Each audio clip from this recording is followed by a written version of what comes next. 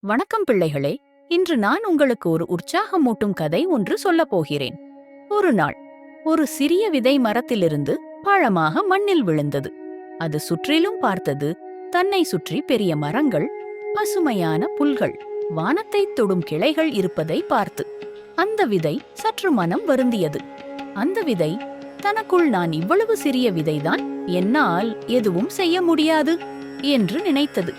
அப்போ மண் மெதுவாக சொன்னது, நீ இப்பொழுது சிறியவளாக இருக்கலாம், ஆனால் உன்னுள் ஒரு பெரிய மரம் தூங்கிக் கொண்டிருக்கிறது என்றது. அந்த வார்த்தை விதைக்கு நம்பிக்கையை தந்தது. அது மழையையும் சூரியனின் ஒளியையும் மண்ணின் ஊட்டச்சத்தையும் உறிஞ்சிக் கொண்டது. நாட்கள் சென்றது. விதை முளைத்தது. காற்று தள்ளியது. மழை அடித்தது. வெப்பம் எரித்தது.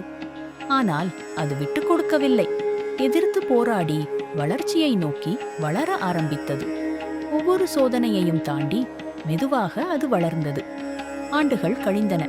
அந்த சிறிய விதை இப்போது ஒரு பெரிய மரமாகிவிட்டது. அது நிழல் தருகிறது, பழங்கள் தருகிறது, பறவைகள் அதன் கிளைகளில் கூடு கட்டுகின்றன.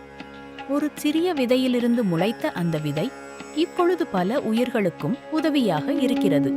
அது சிரித்துக்கொண்டே சொன்னது, மண் சொன்னது உண்மைதான், நம்பிக்கைதான் என்னை இங்கே கொண்டு வந்தது என்று. இந்த கதையில் வருவது போல இதை கதை என்று சொல்ல முடியாது.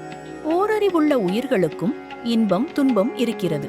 அதையும் தாண்டி அந்த சிறிய விதை மண்ணில் முளைத்து ஒரு பெரிய மரமாக வளர்ந்து பலன்களை தருகிறது. அதுவும் பல ஆண்டுகள் நிலைத்து வாழ்கிறது. நீயும் ஒரு நாள் சிறிய விதை போல தோன்றலாம், ஆனால் உன்னுள் ஒரு பெரிய மரம் இருக்கிறது.